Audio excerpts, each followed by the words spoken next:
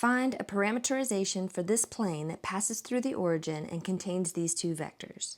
The first thing that we need to do is to determine the rectangular equation for the plane, and once we have that, then we'll parameterize it. So let's recall how to determine the equation of a plane. We need two things. First, we need a point in the plane, and then second, we need a normal vector, or a vector that's perpendicular to the plane. We've been given that the plane goes through the origin, so we already have our point. And we've also been given two vectors that are in the plane, and so we can use the cross product of these two vectors to get our normal vector. Let's let this vector be v1 and this vector be v2, so that our normal vector will be the cross product of those two vectors. v1 is the vector 1, negative 1, 0, and v2 is the vector 0, 1, negative 1. And so to get this cross product, we're going to put our two vectors in here. And then we'll get a constant multiple of the I vector minus some multiple of the j vector plus some multiple of the k vector. Our multiple of I is determined by eliminating the row and column that contains I. And then we have negative 1 times negative 1 is positive 1 minus 0, so positive 1 times I.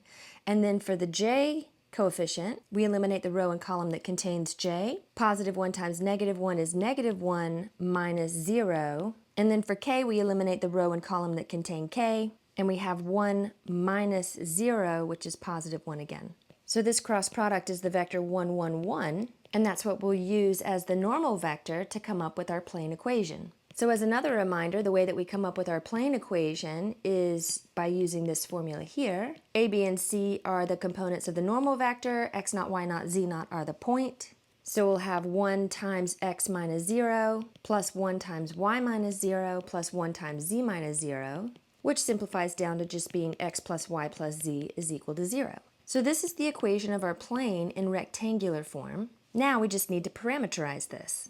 Now, similar to parameterizing curves, there are infinitely many different ways that we could do this. But we're going to choose one of the most basic ways to parameterize a surface. We'll start by solving the equation for z to get z is equal to minus x minus y.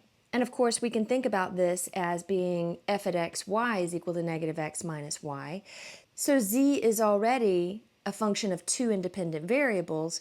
If we just let x be equal to one of the new parameters and y be equal to the other new parameter, we can then express z in terms of u and v quite easily. We'll just plug that u and v in for x and y to get minus u minus v. So now we can rewrite our surface as a vector-valued function depending on these parameters, where the x component is going to be u, the y component is going to be v, and the z component would then be minus u minus v.